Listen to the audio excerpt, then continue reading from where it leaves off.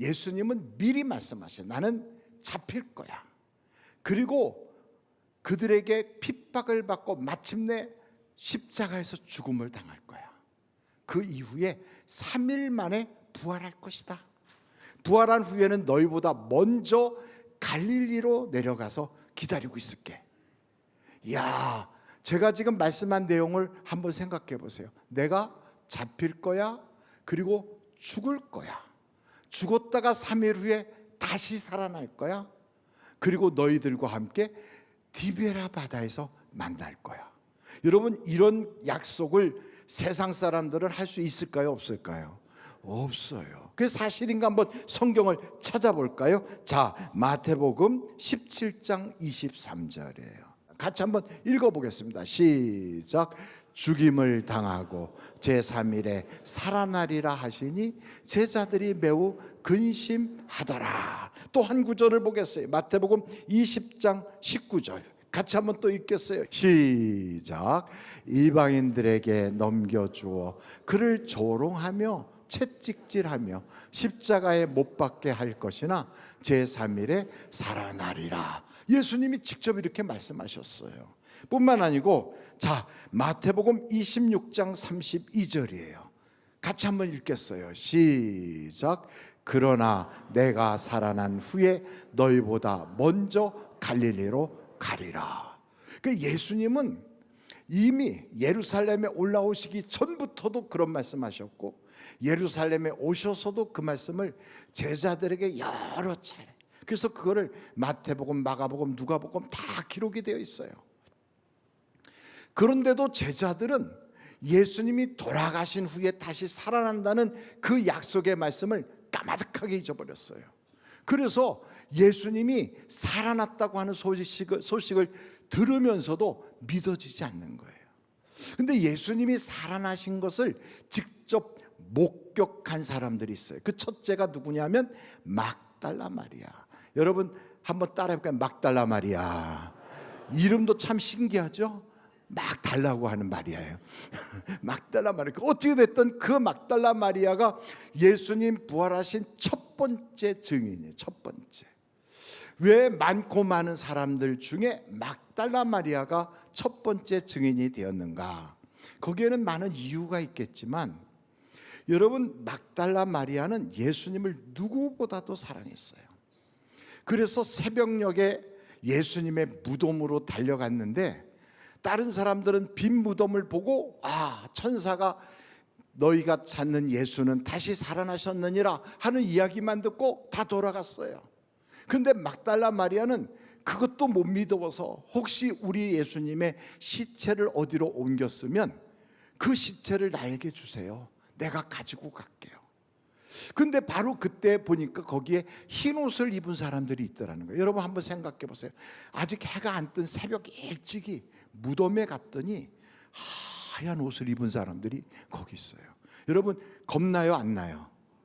그런데 막달라 마리아는 하나도 무서워하지 않았어요. 왜냐하면 예수님을 너무 사랑하니까 거기에 그런 사람들이 눈에 들어오지 않는 거예요. 그런데다가 더군다나 예수님의 시신을 달라고 그래요. 혹시 시체를 어디다 두셨으면 내가 가져가겠습니다. 여러분, 여자 혼자서 시체를 들고 갈 수 있어요, 없어요? 없어요. 그런데도 막달라 마리아는 그런 이야기를 하는 거 보면 살아있는 예수님이 아니고 이미 돌아가신 예수님, 그리고 아무도 거들떠보지도 않는 예수님, 그분을 통해서는 어떤 기적이나 이익을 얻을 수도 없는, 소망이 없는 예수님인데도 그 시신이라도 가져가겠다. 그 말은 예수님을 무진장 사랑한 거죠. 그렇게 사랑하니까 예수님이 가장 먼저 부활하신 후에 만난 사람이 막달라 마리아예요. 여러분, 주님을 사랑하면 우리에게도 주님이 만나 주실 줄로 믿습니다. 그러니까 예수님을 만난 사람들을 쭉 보면 하나같이 특별한 사람들 다 만났어요. 예수님의 제자들, 그냥 무서워서 덜덜 떨고 있는데 방문을 잠궈놨는데 그 안에도 나타나시고, 야야 나는 못 믿어, 예수님 오셨을 때 그 자리에 없었던 도마가 말하기를 이 손으로 못자국 난 손을 만져보고 옆구리 창자국 난 거 내가 만져보지 않고는 못 믿어. 한국식 표현으로는 내가 예수님 다시 살아났다는 거 나는 절대 못, 내 손에 장을 지진다, 이런 얘기거든요. 그런데 그 얘기를 똑같이 8일 만에 주님이 하시는 거예요. 도마야, 그 손을 가지고 못자국 난 내 손바닥에 한번 넣어봐. 그리고 그 손으로 옆구리에 창자국 난 이 옆구리를 만져봐. 그 이야기를 들은 도마는 그냥 팍 꼬꾸라져서 오 나의 주여 나의 하나님이요 하고 예수님을 하나님으로 고백하거든요. 그러니까 여러분, 부활하신 예수님을 만나는 순간 인간 예수가 아니라 하나님이신 예수님, 하나님의 아들이신 예수님을 체험하게 되는 거지요. 여러분, 부활이라는 것은 굉장한 역사입니다. 세상의 문제 중에 제일 큰 문제가 뭐냐? 죽음의 문제예요. 사망보다 더 큰 문제가 없어요. 병 걸려서도 죽지 않는다면 그냥 걸려서 그냥 약 먹으면서 살만 하거든요. 근데 죽을까 봐 두려운 거지요. 여러분, 이 세상에서 무수히 많은 문제가 있어도 죽지만 않으면 해볼 만한데 죽으니까 문제거든요. 그 문제 중에 가장 큰 문제가 죽음인데 그 죽음, 사망의 권세를 팍 깨뜨리고 다시 살아나신 예수님. 그러니 여러분, 우리의 인생에 어떤 문제가 있다 할지라도 부활하신 주님 딱 내 손을 잡아주시고 나를 만나주시면 우리의 인생은 달라질 줄로 믿습니다. 엠마로 내려가던 두 제자, 글로바라고 하는 사람과 그의 동료도 예수님을 만나요. 근데 만나기 전에는 근심하고 슬퍼하고 한숨 쉬고, 다른 사람들이 예수님이 부활하셨대 하는 소리를 들으면서도 믿어지지 않으니까 그러면서 슬픔을 가지고 고향으로 내려가는 거죠. 여러분, 교회를 다녀도 부활한 주님을 만나지 못하면 세상 근심 걱정이 떠나질 않아요. 문제 속에서 한숨 쉬며 살아요. 남들은 뭔가 좋은 일이 있는 것 같은데 왜 나만 예외적으로 이렇게 인생이 안 풀리나, 이런 생각하면서 살 수밖에 없어요. 근데 그런 그 글로바와 엠마로 내려가는 동료, 그 친구가 예수님을 만났어요. 예수님이 기도해 주는 순간에 그들의 눈이 열려진 거지요.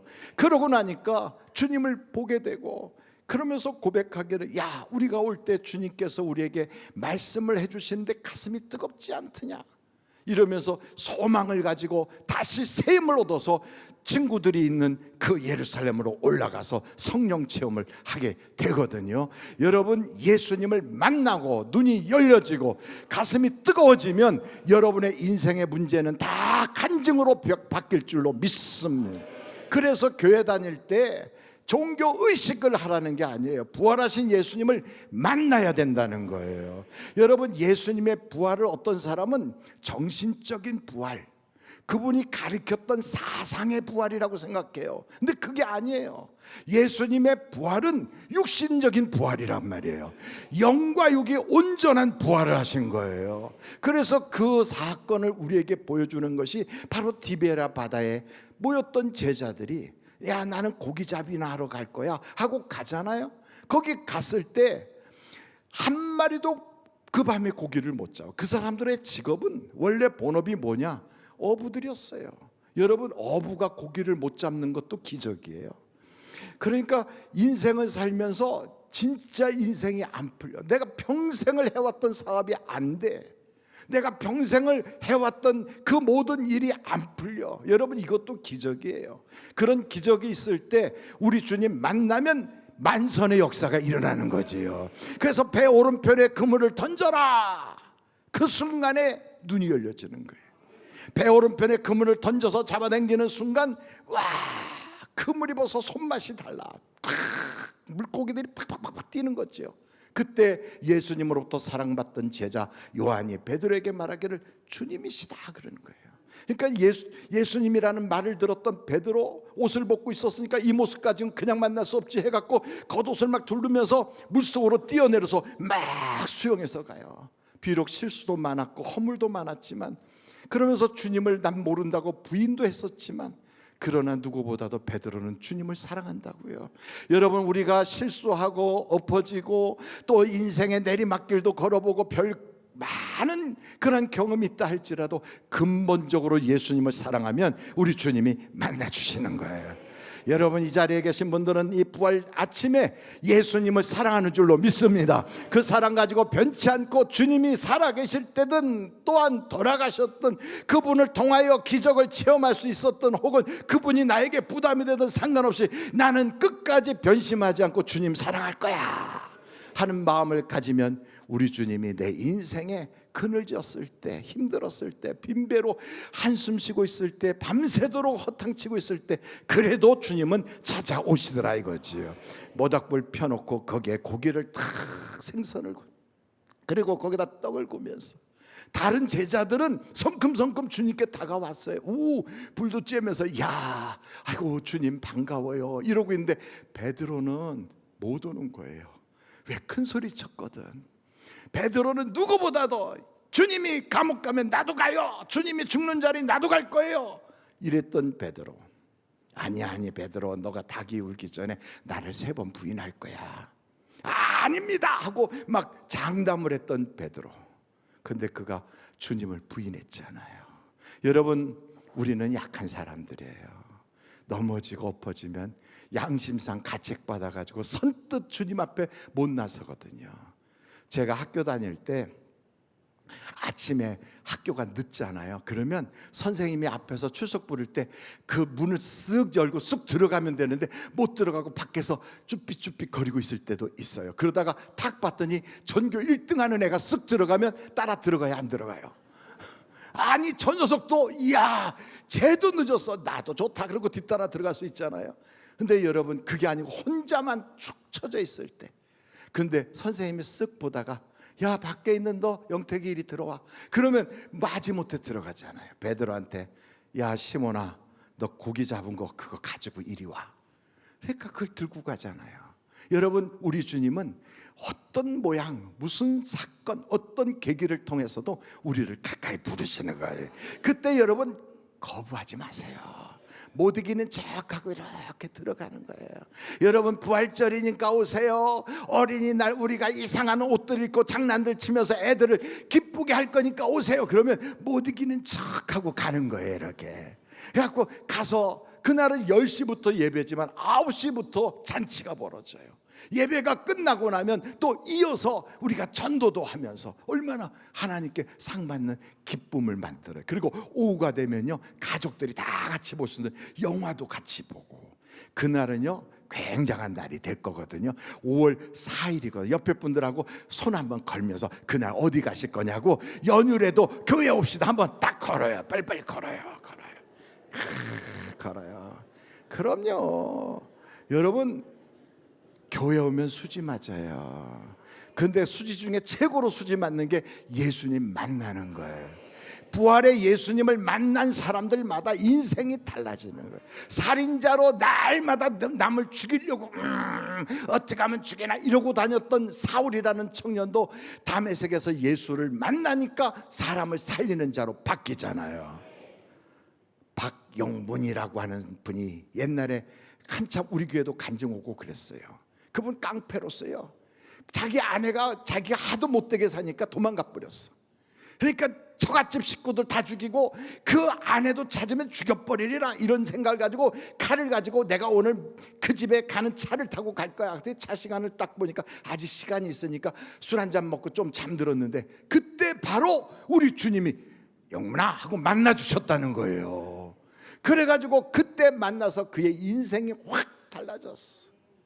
이야, 하나님이 만나 주시니까요, 살인자 되려고 하던 자가 이제는 복음 전하는 자로, 그래갖고 박영문 장로 천국과 지옥이 있더라 하고 간증하고 다녔잖아요. 지금은 제가 이런 간증할 때 지금 천국에서 맞아 이러고 있을 거라고요. 예수님이 살아나지 않았다면 우리의 죄가 하나도 사함받지 못했어요. 여러분, 성경 말씀 한번 같이 보겠어요. 자, 같이 보겠습니다. 고린도전서 15장 17절이에요. 고린도전서 15장 17절 같이 한번 읽어보겠습니다. 시작. 그리스도께서 다시 살아나신 일이 없으면 너희의 믿음도 헛되고 너희가 여전히 죄 가운데 있을 것이요. 그 무슨 얘기냐면 예수님이 십자가 지신 이유는 무엇 때문에 지셨어요? 우리의 죄를 담당하려고 지신 거예요. 그래서 그분이 십자가를 지신 것은 나의 죄, 우리의 죄를 다, 우리의 저주, 우리의 문제를 다 그분이 다 쌓고, 그리고 그분이 대표로 감옥에 가듯이 그분이 대표로 죄의 값인 사형, 그래갖고 사형을 당했다 이 말이에요. 그러면 죄를 아직도 해결하지 못했으면 여전히 감옥에 있든지 여전히 사망의 권세 속에 있어야 되는데, 그 사망의 권세를 다 깨뜨리고 살아나셨다, 다시 이 땅에 오셨다 하는 것은 우리의 문제를 그분이 해결하셨다는 거지요. 그러므로 여러분, 예수를 믿으면 저주, 사망, 문제, 질병, 이 모든 게 다 해결되는 걸 믿으시기 바랍니다. 그래서 여러분, 우리는 이 땅에 살면서 예수 믿으면 죽어도 사는 거예요. 계속 죽어도 살아요. 그 나중에 예수님 부활하실 때 부활의 순서가 쫙 있어요. 아무렇게나 막 그렇게 하는 게 아니에요. 예수를 믿은 자는 먼저 우리 주님이 이 땅에 오실 때 천사장의 나팔소리와 함께 부활한단 말이에요. 이렇게 쫙 부활해요. 그리고 이 땅에 믿고 살고 있는 분들은 그때 부활하신 주님이 쫙 먼저 이 땅을 떠나 천국에 가신 분들을 데리고 오실 때 호련히 변화하는 거지요. 그래서 공중으로 끌어올려 거기서 우리가 잔치를 한대요. 아이고, 참 목사가 만화 같은 소리 하고 앉아있네. 근데 이게 제 얘기가 아니라 성경에 나오는 말씀이거든요. 2000년 전부터 기록된 이 성경 말씀이 하나도 변질하지 않고 고쳐지지 않고 그대로 지금까지 과학과 문명과 문화가 바뀌어도 여전히 우리에게 효력 있게 역사하고 있다 이 말이에요. 그래서 여러분, 데살로니가 전서 4장에 보면 이렇게 말씀하고 있어요. 여러분, 16절로 17절에 같이 한번 읽겠습니다. 시작. 주께서 호령과 천사장의 소리와 하나님의 나팔 소리로 친히 하늘로부터 강림하시리. 그리스도 안에서 죽은 자들이 먼저 일어나고 그 후에 우리 살아남은 자들도 그들과 함께 구름 속으로 끌어올려 공중에서 주를 영접하게 하시리니 그리하여 우리가 항상 주와 함께 있으리라. 이런 약속을 딱 하셨어. 그래서 여러분, 우리가 이 땅에 살면 예수를 믿는 자와 믿지 않는 자가 같이 섞여서 하늘 아래 같이 살고 있는 것 같지만 나중에 끝은 쫙 달라지는 거예요. 그래서 여러분, 예수 믿어야 되고 구원 받아야 된다 이 말이에요. 그러므로 여러분, 구원받은 자들에게 우리 주님이 약속한 게 있어요. 내가 구원받은 사람, 앞으로 부활할 때 나와 함께 이 땅에 구름 속으로서 잔치 벌일 사람들을 내가 보증으로 표를 하나씩 해줄게. 표를 다. 여러분, 그 표를 받으셨습니까? 그 보증의 표를 다 주신다고 약속했어요. 그 보증의 표가 뭐냐? 한번 여러분 같이 볼 텐데 같이 한번 성경을 보겠어요. 고린도 후서 1장 22절 같이 한번 읽겠습니다. 시작. 그가 또한 우리에게 인치시고 무엇으로? 보증으로 우리 마음에 뭘 주신다? 성령을 주셨느니라. 또 한 절 보겠어요. 고린도 후서 5장 5절이에요 같이 한번 읽겠습니다. 시작.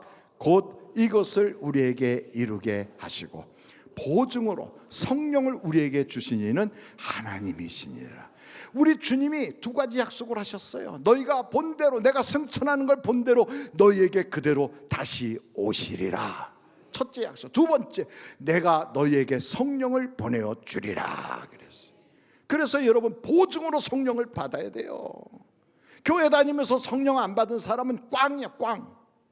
꽝이에요. 여러분, 내가 미국에 갈 거야 이런 생각을 가지고선 만약에 미국 여행 스케줄을 쫙 잡아놨어도 미국 입국을 할 수 있는 비자를 가지고 있지 못하면 가봤자 소용없어요. 바로 돌아오는 거예요. 제가 제 아내하고 결혼기념일을 딱 정해가지고 미국 스케줄을 한번 잡아봤거든요. 일주일 동안 이렇게 했지 하고 쫙 잡아서 큰 맘 먹고 제가 여행사에다 돈을 딱 보냈어요. 나하고 내 아내 거를 이렇게 해주세요 하고 딱 보냈어요. 그래서 드디어 출국하는 날 딱 갔더니 내 아내는 전자 여권이 돼서 갈 수가 있는데 저는 옛날 여권이라 못 간다는 거예요. 아니 지금은 이제 그렇지 그 몇 년 전에 그랬어요. 그래 못 갔어요. 그러니까 제가 못 가니까 제 아내 그 당신이나 갔다 와 그랬더니 당신이 못 갔는데 내가 왜 가? 그래갖고 결국 둘 다 미국에다 돈만 보내놓고 못 갔어요. 그러니까 여러분 여기서 똑같아. 철석같이 천국 갈 줄 알고 교회 가서 아멘 아멘도 해보고 막 몸부림도 쳐보고 별짓 다 했는데 마지막 순간에 딱 갔더니 난 널 모른다 이러면 어떻게 되겠어요? 이건 뭐 끔찍한 거지. 아니 내가 그동안에 헌금했던 거 돌려주세요. 그럴 것 같으면 내가 주일날 놀러도 못 가고 가서 앉아 있었던 거 물어내세요. 이게 소용이 없어요. 그래서 우리 주님이 그러잖아요. 너 표 받았니? 미국에 가는 비자 받는 것처럼 너 천국에 들어가는 그거 받았니? 아니요. 그런 게 있는 거 들어보지도 못했는데요. 성경에 나와요. 그래서 우리 주님께서 너희가 믿을 때 성령을 받았느냐 하고 사도 바울을 통하여 물어보잖아요. 여러분 한번 사도행전 19장 한번 같이 보겠어요. 1절서부터. 아볼로가 고린도에 있을 때 바울이 윗지방으로 다녀 에베소에 와서 어떤 제자들을 만나 이르되 너희가 믿을 때 성령을 받았느냐 이르되 아니라 우리는 성령이 계심도 듣지 못하였노라. 바울이 이르되 그러면 너희가 무슨 침례를 받았느냐 대답하되 요한의 침례니라. 바울이 이르되 요한이 회개의 침례를 베풀어 백성에게 말하되 내 뒤에 오시는 이를 믿으라 하였으니 이는 곧 예수라 하거늘 그들이 듣고 주 예수의 이름으로 침례를 받으니 바울이 그들에게 안수하며 뭐가 그들에게 내렸어요? 성령이 그들에게 임하심으로 모도하고 또 모도하고 그래서 모두 12사람쯤 되니라. 여러분 이렇게 성령이 지금도 임하고 계시다고. 한번 여러분 그 사마리아에 복음이 들어왔다니까 거기도 가서 이런 얘기를 해요. 여러분 사도행전 8장 14절로 15절 한번 같이 읽어보겠어요. 시작. 예루살렘에 있는 사도들이 사마리아도 하나님의 말씀을 받았다 함을 듣고 베드로와 요한을 보내매 그들이 내려가서 그들을 위하여 뭘 위해서 기도했다? 성령 받기를 기도했다고요. 그러니까 여러분 예수님의 제자들의 관심은 그들이 과연 성령을 받았느냐 여기에 관심이 있는 거예요. 그들이 얼마나 교회에서 봉사를 많이 했느냐, 그들이 교회를 몇 년을 다녔느냐, 그가 교회에 어떤 직분을 받았느냐, 이것보다 더 중요한 게 있어요. 성령을 받았느냐. 그래서 우리 예수님이 부활하셔서 가장 먼저 하신 첫 번째 명령이 있어요. 1호 명령. 한번 여러분 같이 볼 텐데 요한복음 20장 22절 같이 한번 큰 소리로 읽겠어요. 시작. 이 말씀을 하시고 그들을 향하사 숨을 내쉬며 이르시되 뭐하라? 성령을 받으라.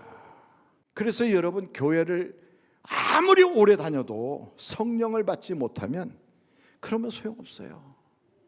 목사가 대신 옆에서 변호해 줄 수도 없어. 아우 예수님 저분은 우리 하늘비전교회 교회 장로님이셨어요.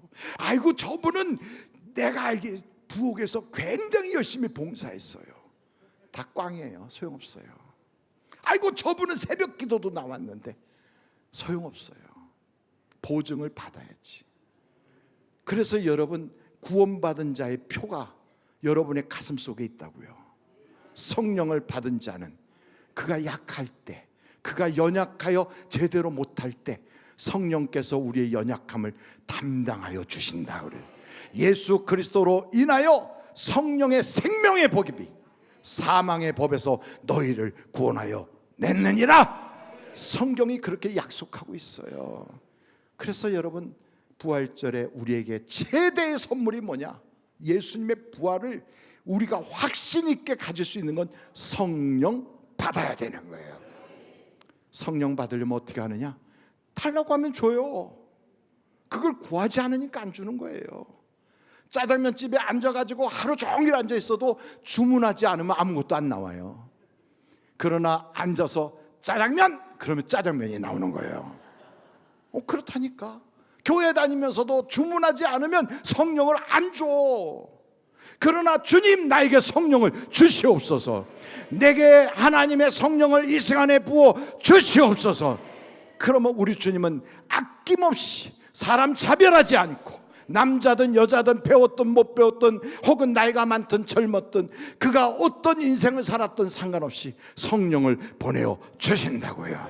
그 성령이 우리에게 오시면 우리의 속을 확 엎어 뒤집어 갈아엎어요. 그리고 우리의 죄를 다 토해놓게 하고 회개하게 하고 구원받기에 합당한 자로 우리를 변화시킨단 말이죠. 우리를 부르시고 성령을 주셔서 의롭다 하신 주님께서 우리를 마침내는 영화롭게 바꿔놓으신단 말이에요. 오늘 저는 우리 하늘비전교회 부활절에 2025년 평생에 잊을 수 없는 최고의 선물 성령 충만을 받으시기를 주님의 이름으로 축원합니다.